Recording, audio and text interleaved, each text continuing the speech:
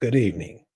Welcome to another edition of African Americans Ain't Africans, the Think Show that proves without a shadow of a doubt that the so called African American didn't find themselves in America in the trunk of a ship, didn't find their way to America in the trunk of a ship. I wanted to answer one of the questions a young lady, Indigenous Love, sent me. And she was like, well, you always say, I never hear you talk about other people. You know, isn't the whole world indigenous? I said, yeah. She said, well, why aren't you talking about people in other countries? And I'm like, I'm not in other countries. I'm here in North Central America. So she's always asking these questions that are obvious. And I'm saying, and I'm telling her that's how we lose all the time. We're not connected to anything. So anything I say to you, you're not going to understand because you've disconnected yourself from nature, right? The African American is not something that was created by nature. The African American was something that was created by other people. The indigenous people, not just here in America, but all over the world, was created by that environment. You act like and what the African American is not created to nature. The African American is not connected to the seasons.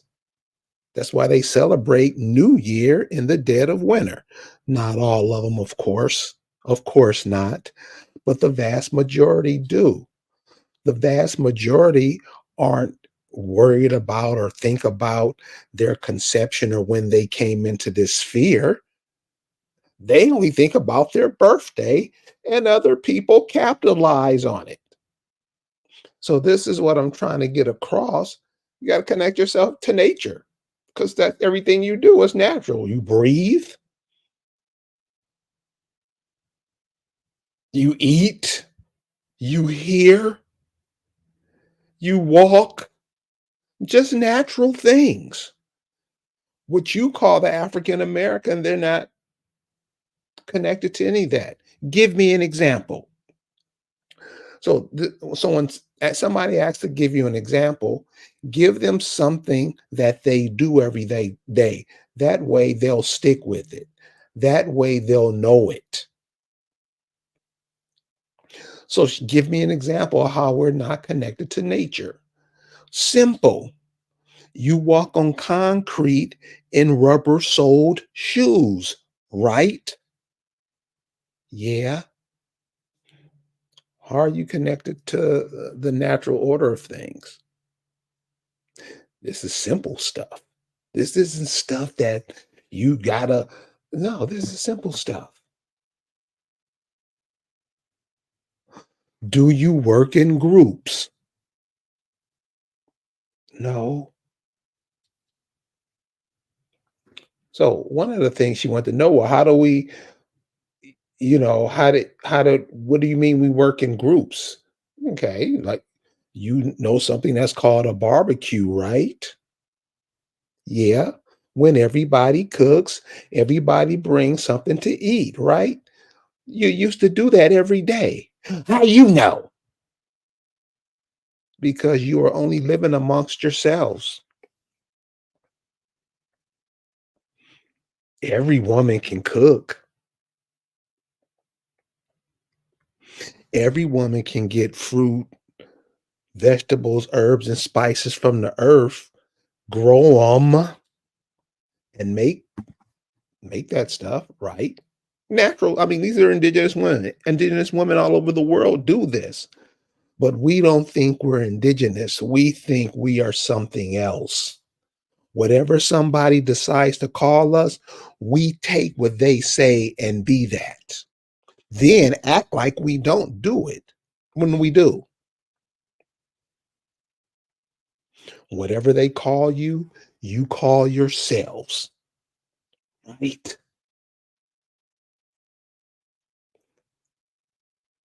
You are what you say you are. So that's why I say connect with your families, do some genealogy on yourself. There's places where your people grew up that have the indigenous names still there. It's like Earth, Wind, and Fire said, is written in the stone.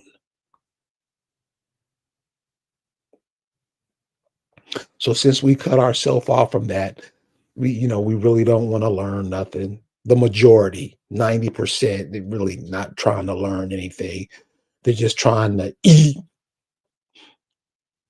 So, when you hear all these people say, I'm just trying to feed my family. Half of the food in America is thrown away every day. See, we always put ourselves in this, I can't win. If I fall, I can't get up. We got that mentality. That's cut off from nature. That's being cut off from nature. Don't think about it. So another question Indigenous Love asked, well, you know, we were talking about religion, and she goes, well, what kind of religions did the indigenous people have? I'm like, you don't know?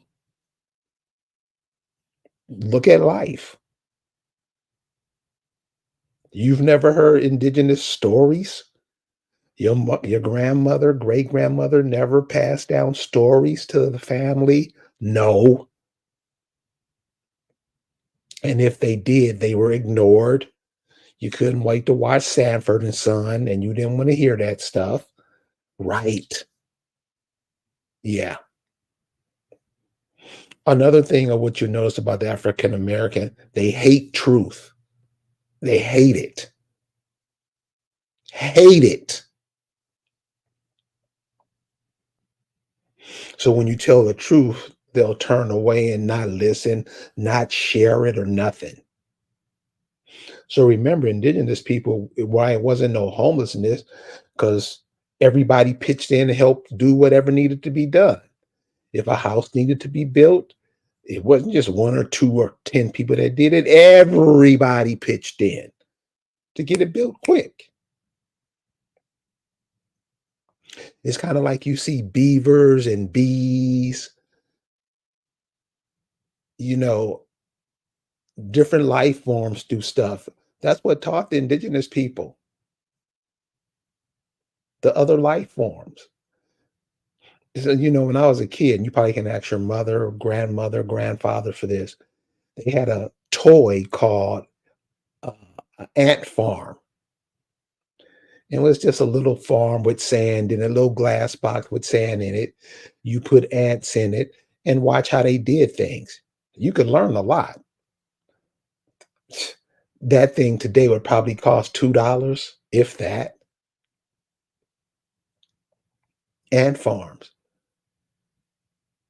would be a cool business plan for our youth today, but we don't pass down that type of information. We don't do that. So so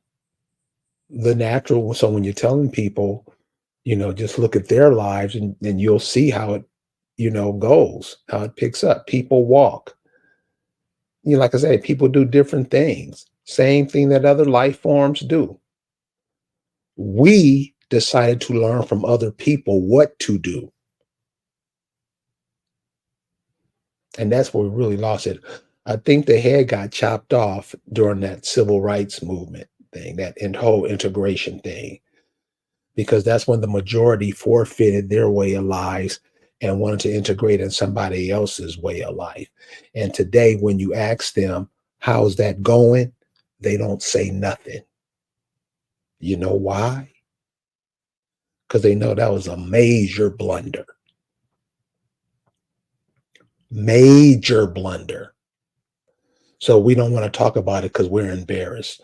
Most of the civil rights people you talk to, they won't say anything because they know they fucked up. Because I ask some questions that are relevant. I don't get, oh, where'd you get them shoes? I don't do that. Since since you stopped teaching yourselves, since you went to integrate into other schools and to be educated, how's that going? Quiet. Nobody says nothing. So let's say if your grandparents, your great grandparents were born in about 1945. Let's keep let's keep dates relevant because it's important and you can see your progress or decline. So let's say your parents were born in 19 your grandparents or your great grandparents were born in 1945. One of the things you want to look at is their handwriting. Look at their handwriting. Look how neat it was. It's almost poetic on how it is. I mean, men or women, check out their handwriting. It was like that because they were being taught by their own people. And during that time, we were trying to compete big time. Everything, dress, food, house, everything. We want to be best. So you look at what your people were doing in the 1940s. How are they writing? How are they dressing? How are they speaking? How are they getting along? What was the music like? What was the art form? Things you did, you do,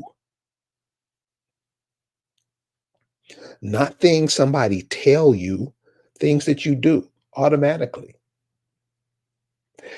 There wasn't the number of churches they have now.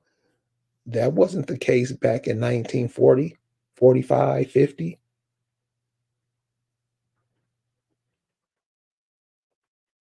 So what did you do back then? How many hospitals did you have? How many farms did you have? And what happened to all those places? We wanted to get into somebody else's game and help them build their empire on your land. Do you know how dumb we look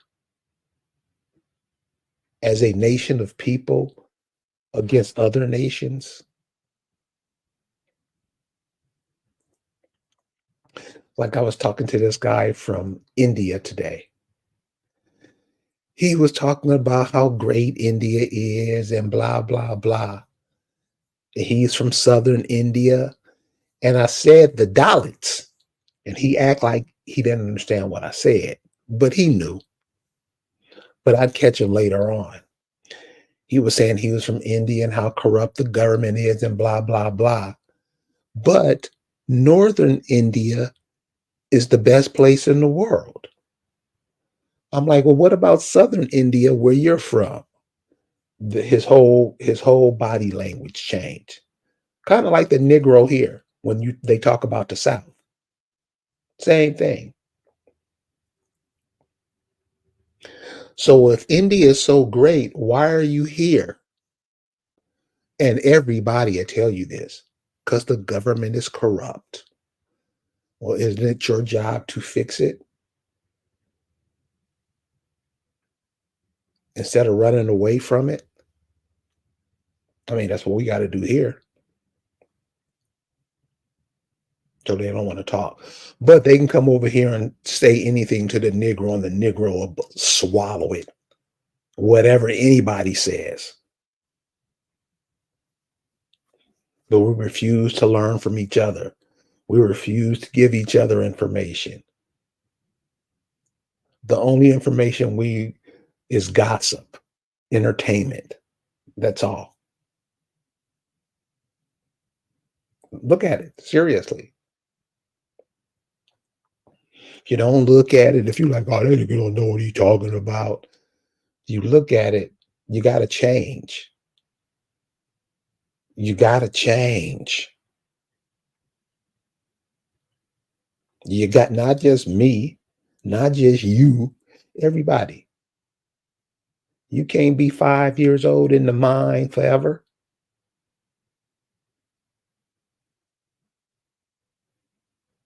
You got to grow. You got to change.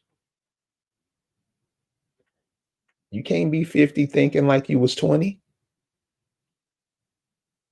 Unfortunately, that's not the case. You can't be a 30-year-old preacher. If you read the Bible, I doubt if ministers even read it. It's right in your face. And we just pass the same old dumb shit on to our children so they can be dumb, so they can teach their children. That's what African American does. I mean, ask them. Ask them. Have a conversation with them. When you at a club or bar or wherever, and you're talking to a young lady or you're talking to a young man, ask them. Just don't ask the question, "What you drinking?" Get into a serious, and you'll find out that most Negroes can't have a serious conversation. They're disconnected from the natural order. They are what somebody say you are. Who you think came up with the term African American? Who you think came up with the term to call you black? You didn't. Who you think came up with the term to call you Negro? You didn't. Who came up with the term to call you colored? You didn't. Did you? No. Somebody else chose to call you that. And whatever meaning they had behind that term, they wanted to change you. That's exactly what they did. So when people say, well, what did your people call themselves? Yeah, seriously. You want to do something? You want see a lot of people think, oh man, I'm like, nah, dude, I'm telling you, this is simple stuff. Ask people in your family, where do we come from in Mississippi? Where do we come from in Alabama? Where do we come from in Georgia? Not just Atlanta, not New Orleans, Birmingham. What are the little towns we come from? What are the name of the cities? What are the name of the little places in these, what do you call them? Counties. What are the name of these little sub county? What are those people? Who are those people? Those are the name of your folks. You can drive around probably your city and pull out one of the names, but you don't think it's you because you're black and you don't think you're nothing. That's how you've been trained, right or wrong. Greetings, Raquel. How you doing? Right? Somebody said we're gonna call these shines black. No, no. Well, they'll look at themselves and see that they're not black, and they won't go along with it. No, they won't. They won't. They'll overlook that. Don't think that what you do.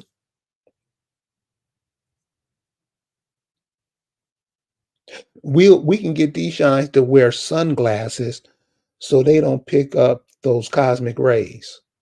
Won't hit their eyebrow, hit their eyeball, and go directly to their brain. They'll do that. Matter of fact, we'll get these shines to wear sunglasses at night, and they'll do it. Anya, Ina, I never understood that word. Ayahuasca, Ayahuasca, Ani, Ana Yahuasca, Ana Yahuasca, Ana Yahuasca. Is that how you say it? Ana Yahuasca?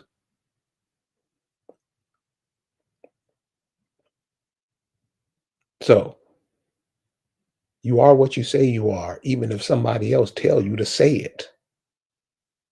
You a real puppet then.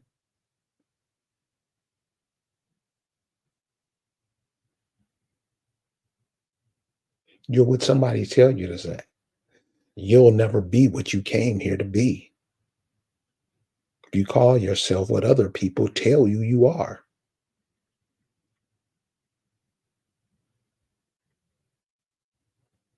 Anyanawea is Cherokee for principal people. Principles. That's something natural. So so things your grandfather, great grandfather, and these people teach you, coming from the city, I used to always, run into the house telling my grandfather I gotta pee. He say, well, go to the tree. Go pee on the side of a tree. So peeing on the side of the tree, and he'd tell me, that's how you want your penis to be, like the tree. Just stuff, you pass down to keep you strong, make me, help the tree grow stronger. These are little things uncles, grandfathers, fathers, great grandfather used to pass down to their sons. You go out and stand out and pee against a tree now, you might get arrested. Right or wrong. Is that a principle? Is that what principal people do, Anawaya?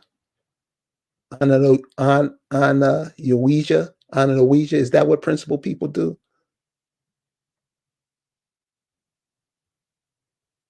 Mhm.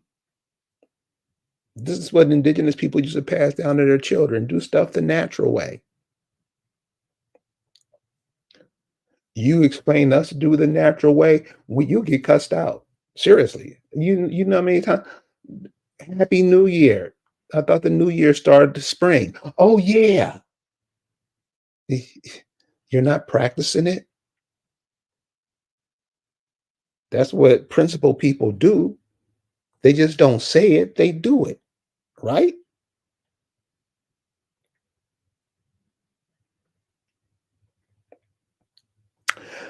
Raquel say they took all the enclosed trees away.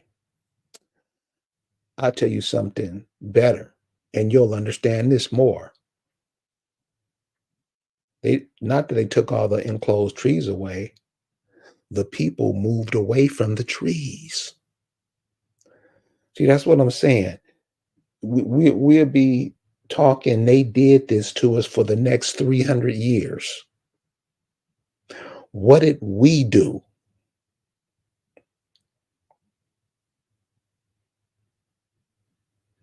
We have became an artificial island inside of natural. You're absolutely right.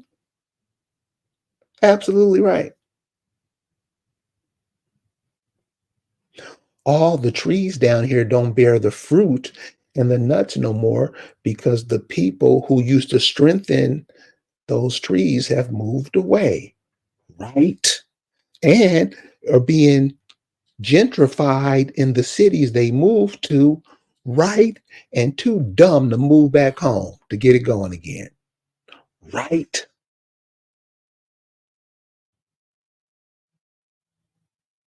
That's what artificial people do. So she's right. Become artificial. African American is an artificial construct. Nature didn't create that, right? You're right. We turned our backs on it and got arrogant about it. I can do what I want to do now. I'm I'm a Hotep. I'm a Roo. Star coming up with name. If you look at some of the names, these African names Negroes give themselves, none of them are African at all. Africans don't call themselves that. Just make up stuff, just be things like these all the religious groups and sect, all the designs we wear on ourselves, trying to be other people, get into other people's clubs and all this. Do you know how we look to the rest of the world? It's like, so-called African Americans, so-called Black people looking at other people saying they're copying you. That's how you look to them.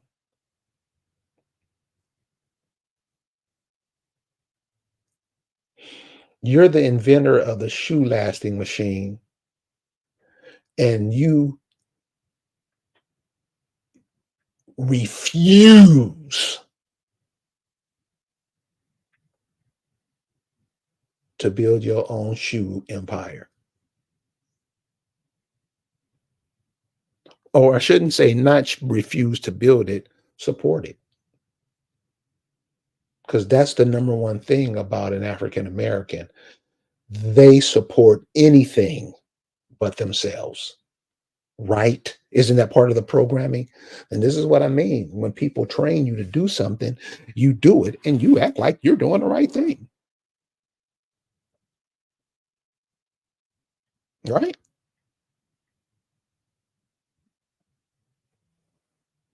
And so, like I'm saying, it's not, we got to stop thinking that, oh, somebody did something to us, because actually nobody did anything to us. We did it to ourselves.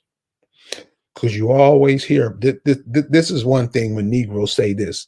I'm like, explain, and then they never can. Man, well, they were in the 1800s. Well, it's kind of hard for me to believe that you were slaves and you were still in somebody's army, made up the majority of somebody's army. Explain that. Your people are enslaved, yet you're going off to war to fight into somebody's army while your people are being slaves here. Explain that. And I haven't found one Negro to do that yet. Not one professor, not one historian, nobody. Explain that. Your people are here being beat to death, work like a slave, and you all explain. And you can. It was just something you was told and you accepted it. Right? And you decided to live your life by that dictate. Right? That's what the African American does. I know Negroes in California during Christmas time, they put cotton on their roof and cotton on their grass to emulate snow during winter in a desert.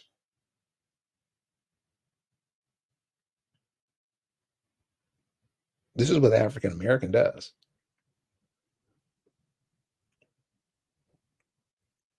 So when we say cuts ourselves off from nature, that's what I mean. Just look at their everyday thing. Nothing natural about them. Nothing natural about them. Wear synthetic clothes, eat synthetic food. Right. Nothing natural about them. So, uh, everybody see all the immigrants packing in. Just talk to your people, let them know what's happening. Because see, one thing that we like to forget and then go into the victim mode. And one of the things about these immigrants coming in, they have a high regard for their families. Unlike us, we really don't care. If we can go be in somebody else, we gonna do that. We talk that shit, but we don't believe it. You got all these immigrants coming over here that you participated in wars in their country. So this is why I say, always keep a brother in the military, sister in the military. They'll tell you the real in these countries. You went over and fought and helped kill off these people in these countries. Ask any war, actually over in Middle East, Vietnam, Korea, any war, you were an integral part in helping the United States fight these people, and everything the United States over America, because it's called America. United States is the corporation. You do know that, right? The majority, 90% of us don't know that. 90% don't know. The United States is doing business over here on your land. So they can let all these people in. You not thinking this, you don't, America ain't my home. People can walk in and take over your shit, and then you'll be left. They did that to us. You're gonna look dumb. You're gonna look dumb.